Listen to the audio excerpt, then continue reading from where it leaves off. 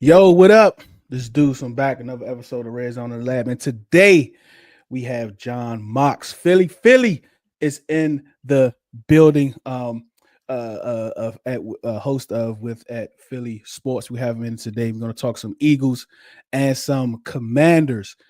So listen up. This is going to be a good one. We're going to learn about these Eagles, about this matchup that we have on tomorrow. Because somebody after tomorrow is going to be on top of the NFC East. Let's find out who it's going to be.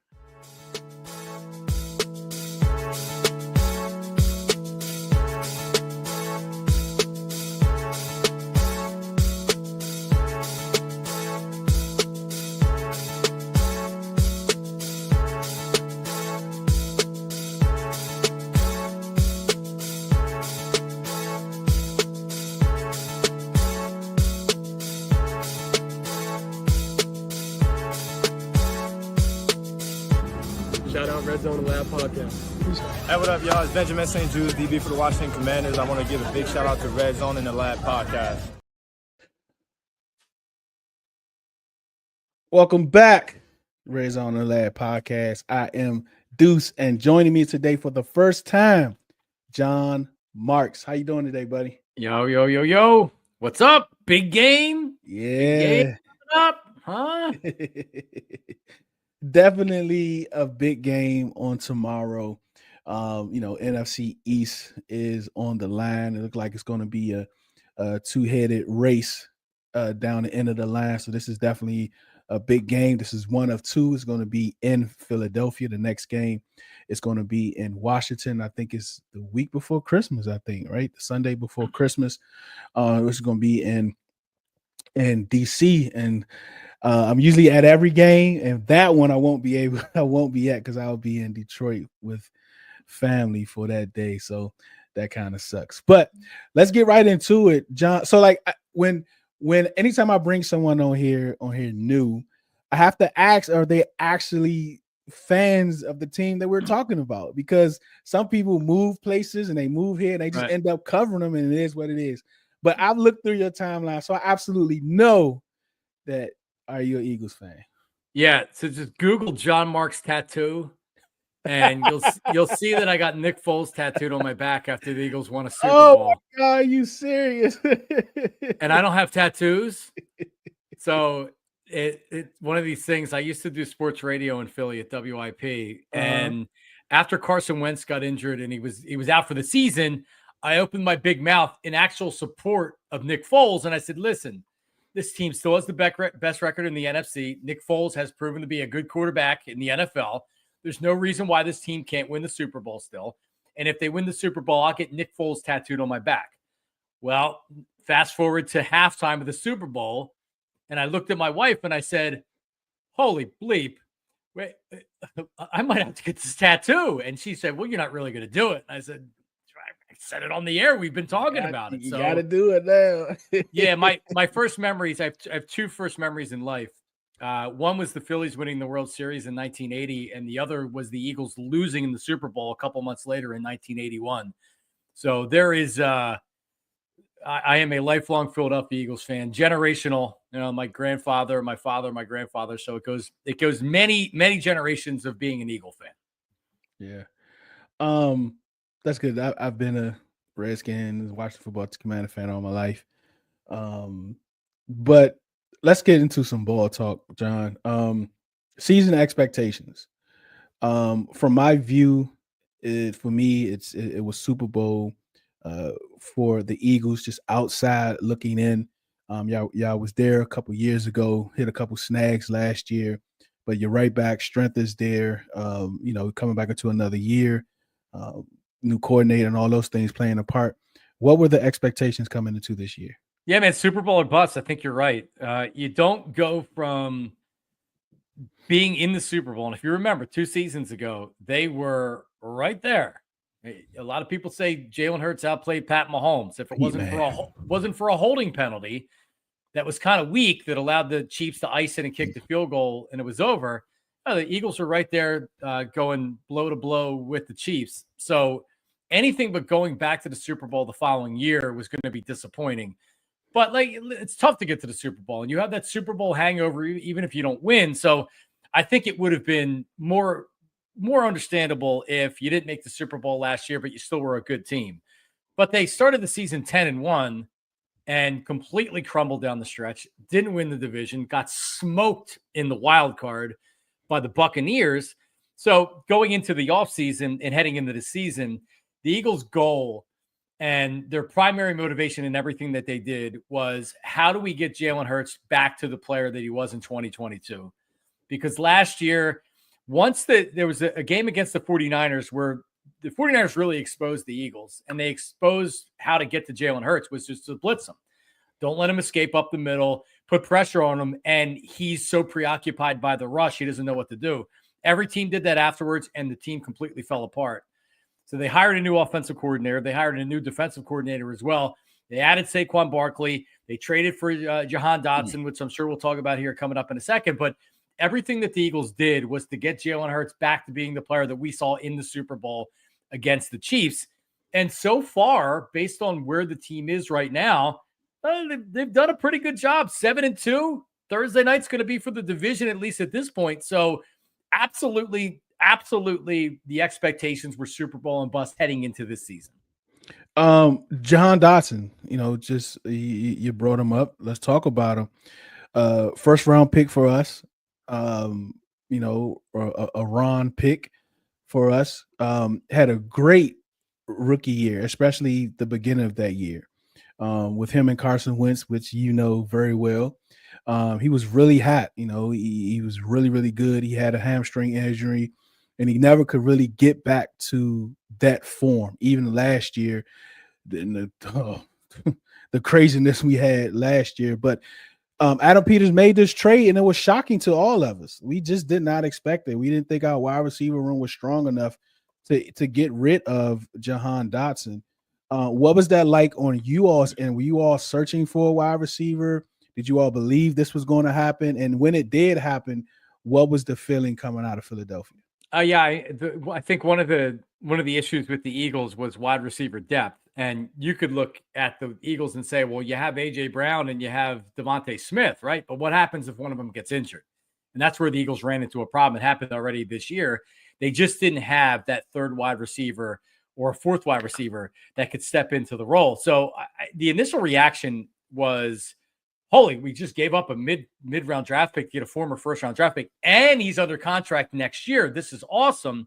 And my antennas went up, because you have to ask yourself, okay, well, why was Washington willing to make this trade in division if they thought Dotson was a really good player? And it took me back to when Andy Reid traded Donovan McNabb. Don't say it. And it was because we had seen Donovan deteriorate before our eyes, and it was a really good trade by Andy Reid. But so Dotson so far hasn't been great. In the last two games, he has one catch in each game, and they were both really big, difficult degree of catch, and they were big catches too. So that's encouraging. If you would have asked me 2 weeks ago, I would have told you this is a disaster and it's a waste of a draft pick, and he's under contract next year, so you're paying a first-round salary for a wide receiver that can't play. And then you see it some other trades that have been made around the NFL where like you're giving up less than what the Eagles gave up for Dotson, and you're getting good production from that. But I mean, all in all, we're only 9 games into the season. There's still time to him adjust to the team, to the offense, to get some chemistry with Jalen Hurts. But, a couple big catches in the last 2 weeks, but it hasn't been a great start for Dotson here in Philadelphia. That's to say the least. Yeah. I'm expecting them to take a shot with him, especially if Forbes is covering him. We got to see what this looks like on Thursday. But just like for me, I'm really interested in your perspective on a Sirianni and Hurts relationship, because what we see on the media and some fans, but you're a little more delved into it. Like what is that relationship like between the two? Yeah, last year it was something that was a problem. When you go from 10-1 to like losing the division and getting smoked like they lost in the opening round of the playoffs, it goes beyond the X's and O's, right? unless there's major injuries to where you're just like, they don't the quarterback goes down or whatever, there's got to be something internally going on. And I was saying it as it was happening last year. I said it in the offseason. I said it in the preseason. And Tim McManus of ESPN, and I got to actually pull up what the line is right now as we're doing this. Tim McManus, ESPN, Jalen Hurts, Nick Sirianni. There was clearly tension. And I think Jalen has kind of a low tolerance for nonsense or BS. And I think Nick Sirianni was really aggravated him last year. So in the offseason, one of the big things that they did was they tried to repair that relationship, because you know this. If the head coach and the quarterback don't get along and they're not talking or they're on bad terms, it's really, really tough to win. So they've worked on it, and so far so good. But like I said, Tim McManus did an in-depth piece on what happened last year with Sirianni and with Jalen Hurts, and it gets into Sirianni was really like kind of getting underneath Jalen Hurts' skin and wouldn't let the offensive coordinator run the offense they were running, and his hands were too involved in a lot of stuff that was going on. But the last line of the ESPN article said, talking about Jalen Hurts and Nick Sirianni, was, from a team source, do I think they will go to dinner together? Hell no. But it can be a good working professional relationship, and I don't think that there's hatred. It's like that's not exactly a something that's going to make you feel good going into a season. But so far so good. It's Jalen is a different kind of cat. He showed his frustration on the bench last year. I think a lot of his teammates were looking at him and being like, hey, like, why are you acting like this? You're our leader. You're the quarterback. Like, you can't go over and sit by yourself on the bench. So I think Jalen learned a lot about it, and I think Nick Sirianni did too. Bottom line is, if they win, it makes everything easier and everything better. So let's see what happens if they go on a little bit of a skid. And we'll see just how okay that relationship is. Let's get into some impact players. Let's start with the offense. John, if you could just give us some, outside of who we know, like AJ Brown, Smitty, Hurts, Saquon. Of course. Well, actually, I do want you to mention Saquon, because man, I just want to, when you give us the impact players, kind of end with Saquon, and just let me know how important is he to this offense? Like we know AJ Brown is very important, Smith, but how important is he to the offense? Yeah, so Dallas Goedert, tight end, he's back from a hamstring injury that cost him multiple weeks. He played last week. He caught a touchdown. He never gets the ball like you think he could or he should. And a lot of that is because there's so many other targets that need to be had, from AJ Brown to Devontae Smith to now Saquon. But you always wondered why. And then AJ Brown was out, and then Devontae Smith was out, and Dallas Goedert had this ridiculous game where he had double-digit catches and he had a career high in yards and things like that. So he's very, very capable. We talked about Dotson. Johnny Wilson is a rookie wide receiver that had a touchdown catch last week. Outside of that, if you're not talking about the offensive line, which is very good, we'll end with Saquon right here. The running back position in the NFL has been devalued over the years, and everybody talks about it that's a football fan and an NFL fan. We've watched the running back position kind of disappear before our eyes. As far as when I grew up, the running back was the star player, not the quarterback. That's and right. Now they're an afterthought. So a lot of teams can get away with going year to year or having two backs that do the job of one. But if you have one of those special backs, like a Derrick Henry, like a Saquon Barkley, they can be huge assets to your team. But look at Derrick Henry. He has $9 million in guarantees. That's what the Ravens signed him for. Friggin' Ezekiel Elliott got $3 million in guarantees. So if Jerry Jones, because they couldn't afford Derrick Henry, for a couple more million, you just give a longer contract. The salary cap's BS anyway. They could have had Derrick Henry. But it shows you the value. Derrick Henry's much more valuable than the money he was given. Saquon Barkley, who has a nicer contract than Derrick Henry, still, when you look at the grand scheme of things, you look at some of the wide receiver contracts that are given out, Saquon Barkley's a bargain when you consider how much money he's making. So how important is he to the Eagles? I mentioned it in the beginning. Everything the Eagles did was for Jalen Hurts, to get Jalen Hurts to being the player that we saw in the Super Bowl in 2022. And if you're expecting Jalen Hurts to throw the ball 45 to 50 times a game, well, then you're going to lose games, because that's not what he should be doing out there. He is good being a dual threat, running, passing, making big plays. You still need to run your offense through the running back. And when they signed Saquon Barkley, I thought it was a really, really good move because essentially it was a 2-year contract because none of the money's really, guaranteed other than the guaranteed money. But also it takes the pressure off of everything. And if he can stay healthy, which he has so far, he's been their best offensive player. Saquon has been unbelievable. The spin and jumping over the guy, hurdling the guy or whatever, he makes those splash plays, but he's been unbelievable running the football. He's done everything and then some. And he's probably been the most important thing on this offense this year. He has been fantastic. So home run signing with Saquon Barkley this year. Defensive side. Yeah. One of the reasons, y'all secondary is so much better than what it was last year. My goodness. So one of the reasons why you would have not picked the Eagles to go back to the Super Bowl this year was the defense. Aging, ineffective players. Fletcher Cox, who was one of their best defensive players last year, in his last year, he retired. Brandon Graham, he said it's going to be his last year. He's playing really well this year, so maybe he does end up coming back. But you had kind of an aging defense. You had poor linebacker play. You didn't have a great defense. So they drafted Jalen Carter last year or 2 years ago now, and he showed real promise as a rookie. He's going to be a stud. They drafted Jordan Davis the year before that in the first round from Georgia, to the Georgia Eagles, the Georgia Dogs. Yeah. And he's a nose tackle. So, all right, like spending a top 15 pick on a nose tackle, he's not getting pressure on the quarterback. He's supposed to stuff the run in a league that doesn't really run the ball a whole heck of a lot anymore. Great point. Yeah, so like I questioned the value, and he's kind of been up and down.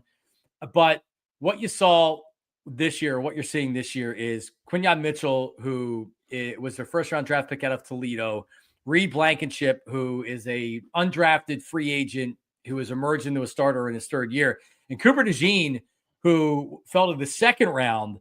You're seeing a young, fast, athletic defense that is getting better before our eyes. Nolan Smith was a first-round draft pick along with Jalen Carter last year. He looked like a bust as a rookie. He's contributing this year. So you're seeing the younger players that you're saying, like, all right, can these guys develop before your eyes? So it gives you reason to believe that this is sustainable, because last year, the defense, not good. This year, man, they're one of the best defenses in football. And I wasn't expecting that. And they signed Zach Bond, who was a linebacker for the Saints, to a 1-year, $1.6 million contract. He's been the MVP of the team, certainly the defensive side of the ball. He is in on every play. He typically leads the team in tackles. He gets sacks. He gets tackles for losses. He can cover. So this is a much different defense than you guys remember seeing last year. That's for sure. Yeah, I can't wait to see this secondary again, especially this linebackers, because one thing that we've noticed with Jayden, defenses are a little more effective when they have a linebacker that can run. You have a linebacker that can run, that definitely slows Jayden down a little. So I'm definitely eager to see what that looks like on tomorrow. So offense and defense and special teams, of course, because as we know from last week, special teams matters a lot. I've always said that. We have not had a game yet where all three phases, Foster, how you want to call it, of the game has been a hit, has been good. And last week was the first game that all three of them was not good, right? So when it comes to your strength and your weaknesses, what does that look like for the Philadelphia Eagles?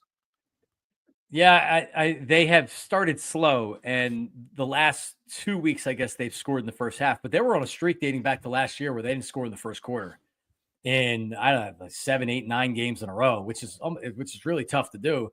Normally, like when Andy Reid was in Philly, we would complain what he would do after the first 15. So he would script the opening 15 plays and the offense would look great. And then you got into the game and adjustments and things like that. And that's where the team struggled a little bit more. So it's the exact opposite with this team. At least it was. So starting early, like last week to the Cowboys, and that was a team that couldn't do anything offensively, that had a backup quarterback in there. It was 7-6 with under 2 minutes to go in the first half. And the Eagles drove down and they got a Dallas Goedert touchdown to put them up 14-6. and then the wheels fell off for Dallas. But still, that was a 7-6 game deep into the first half. So if Washington is going to win this game tomorrow, I think in large part it's going to be that they get on the Eagles early, because the Eagles still do start slow in the first half. So their biggest weakness is their first half for sure. What about the strengths? Man, they can, and I really like, and I thought Kellen Moore was a really, really good signing, the Eagles' new offensive coordinator. It was a good hire in the offseason because, again, it's like, all right, how do we get Jalen Hurts back to being what we saw in the Super Bowl in 2022?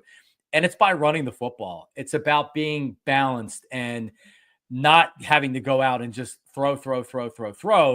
And Kellen Moore has shown this year that even if it's not working the run, he's not going to give up on it. So you may go through an entire first half and Saquon may only be averaging 2 yards a carry. But with guys like Saquon Barkley, you got to keep feeding him. He's going to break one.